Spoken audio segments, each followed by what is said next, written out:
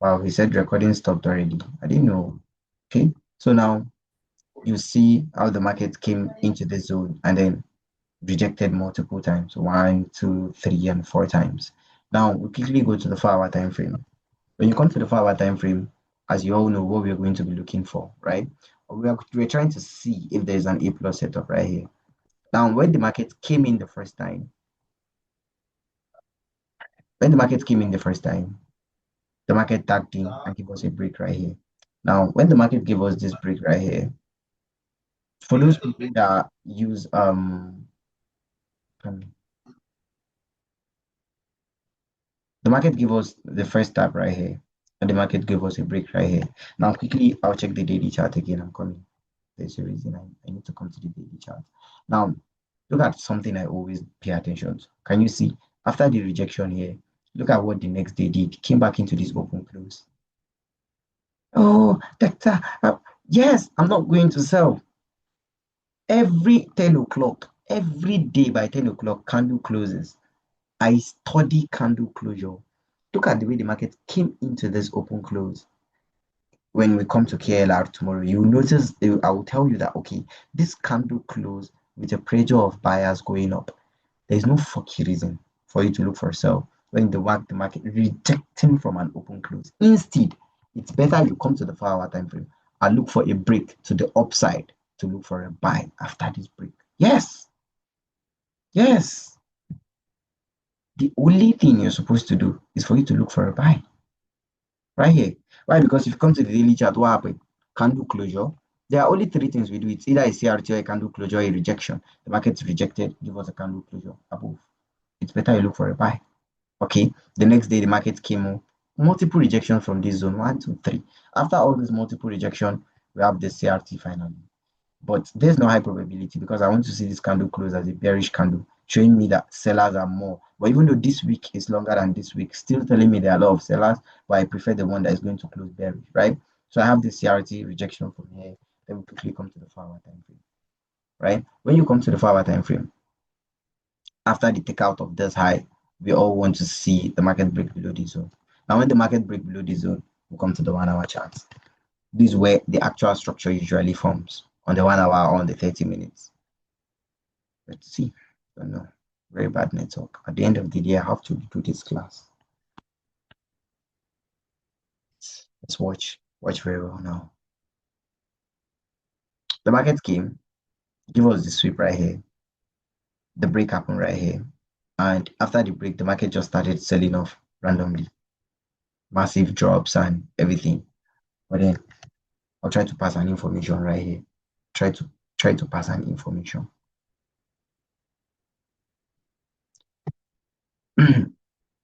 If you pay attention right here, after the CRT and everything, this position right here was a 4 hour rejection. Even on the CRT, one, two, three, multiple 4 hour rejection, right?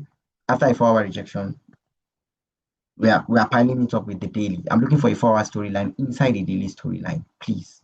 Inside a daily storyline. Where am I? Now look, when the market came,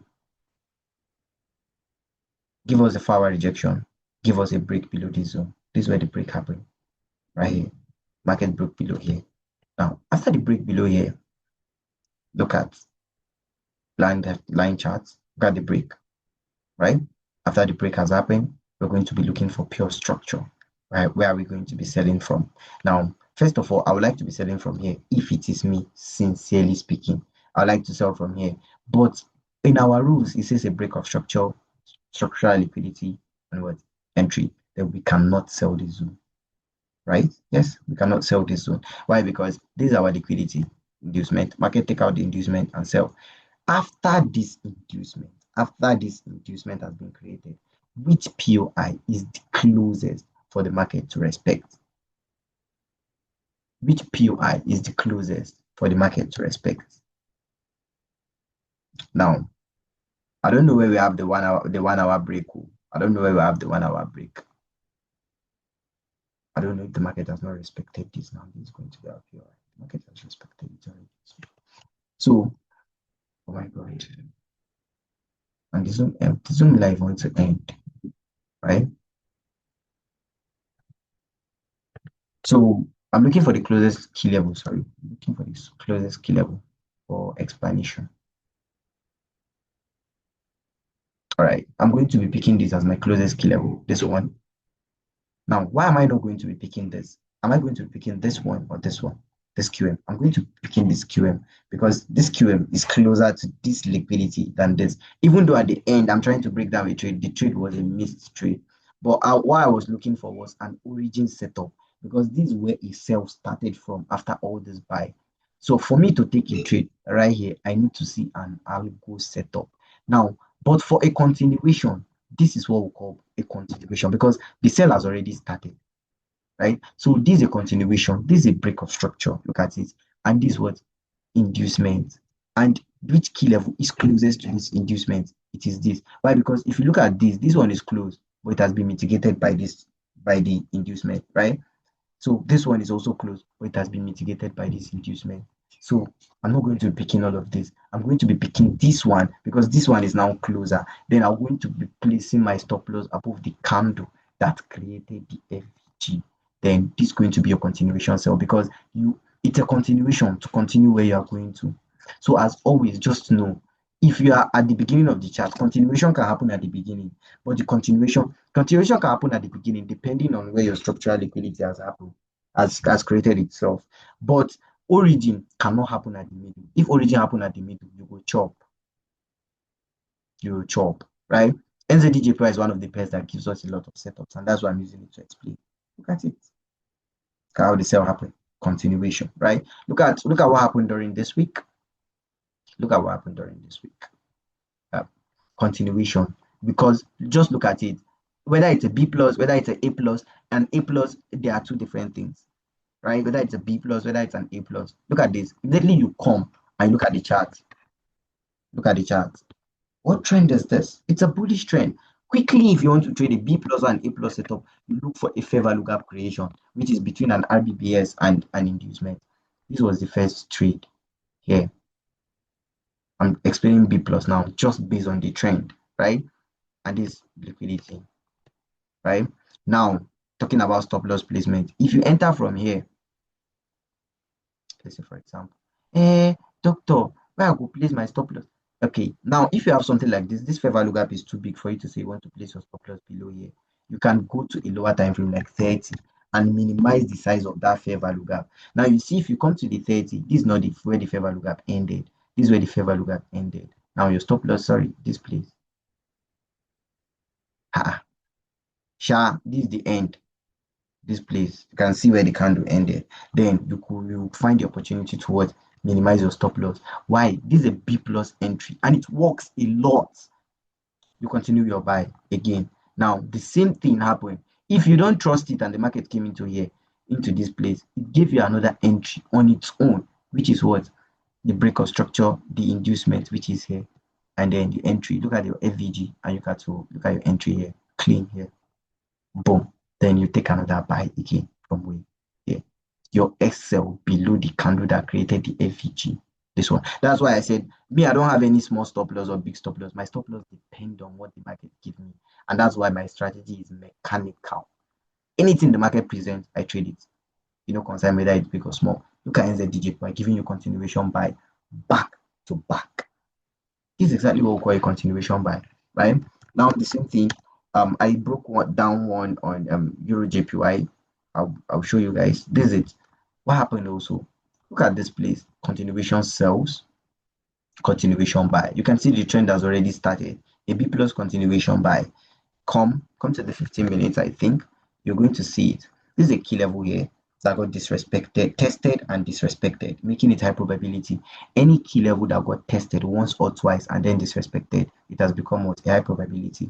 Then look at the structural liquidity. I look at the inducement and the buy started. This was today's trade that didn't tag me in due to spread, but you can see it on Euro JPY. Now the same thing on AUD JPY. JPY pairs are also interesting to trade. I have the setup, but the market did not come. Now, what do you think? The market will keep, if the market is bullish, you look for a fair value gap creation because the market is high probability going to come to fill that fair value gap creation. If the market is uptrending like this and it's already on the trend and then you see a sweep, a break, and a structural liquidity. I did not say it doesn't work, but this is not an origin setup for me to say, okay, this is going to trade. Now, what if I have a fair value gap creation between that your high that you are calling a protected high right here, and then between here? The market need to come and fill this fair value gap creation. So this is going to be my IBPS and structural liquidity with your head, with your protected high, and then to take you out and continue because this is a continuation of the buy. Nothing has changed, right? Yes. So if you're continuing a trend, you focus on continuation, your continuation entries. If you are changing the trend, you focus on the change, right? Pay attention to that also. Now the same thing on gold. I'll keep showing you guys before tomorrow. I had this setup on gold today. It's a continuation. The market did not come. Our last week's setup was a continuation, B plus continuation, and then the market gave us the move we wanted. I don't know how low it is. Yeah, this is it. It's a continuation buy, right? This was A plus, but you can take it as a B plus. The key level, the liquidity. It's a continuation buy. Between here and here is what we call fair value gap creation. Overlapping inside an FVG. Where's your stop loss? Below the candle that created the FVG. This is your buy, right? Another A plus move. Now, for you to get used to all these moves, you need to know where an origin setup needs to form. After it taps your key level, sweeps and break. If not, you take continuation setup if you want to continue the trend, right? It can fail you. You can lose. Have that one at the back of your mind. It will fail you. You will lose. Look at that setup I took on Friday. Oh, doctor, you're doing magic. I'm not doing magic. It's just a continuation buy. That NFP day. Remember? The same thing. Where's your stop loss? Below the candle that created the FVG. Boom. This is it. And that right here. Why? Because it's a continuation buy. So now today you know the difference. You know what is a continuation setup and what's a retracement setup and what is an origin setup. An origin setup, but you use the same rules for your entry. Can you see the stop loss, the entry, and the fair value gap creation? That small gap. So if you have now, look at sincerely speaking, they will say a sweep, an origin setup, a sweep, a break, and I don't know where their inducement is. If they take engineer liquidity, then this, and then boom, market will take out that they are protected zone. It is fucking not protected. It is protected if it's at the extreme. But right now, nothing is protected because it's a continuation. Market will keep hunting fair value gap creation to fill, right? And then the market continue the buy. Then I have this setup today to continue the buy, but the market did not come, so it's going to be a cancelled zone, right? But then now let's pay attention to something also. Let's not deceive ourselves. Now, this is now an origin setup, but it doesn't have any logic behind it. So I'll take profit here. Why? Because if you know candlestick structure, my students are always lucky. Sweep of liquidity. This is sweep of liquidity. We have a break of structure below here, and then we have a structural liquidity right here. Then a sell can kick in from here. A sell can kick in. Now, but it's not A plus. Why? Because a B plus setup is an entry model without a logic. That's what an EB plus is. But if the market comes here and give us an entry model, we can sell. Let me tell you why this first sell setting. I'll tell you now. I'll tell you why the first sell came in. We have everything intact. We have a sweep of liquidity. We have a break of structure. We have structural liquidity. And we have which key level is closest to this liquidity, this QL. Boom. That was the reason for this sell. I saw it. One of my students took it. But it's a B plus move. Oh, you're waiting for confirmation. Oh, yes, I'm waiting for confirmation. Look at your confirmation here, man. You waited. After waiting for everything, the market give you a new resistance. Boom, you sell from here. Boom. Before the weekend on Sunday, we are doing confirmation entry class. Then your sell is going to start. Candlestick structure. Okay, candlestick structure. You pay attention to your sell. The sell came in here, and then you sell. So thank you for attending. Tomorrow class is going to be more interesting. I've given you enough examples. So that's all for today. Go and practice. I'll drop the video. The video is so incomplete. I don't know how I'm going to do it. I swear to God, I don't know how I'm going to do it. And this class is very, very important. People on TikTok even had more information than you guys.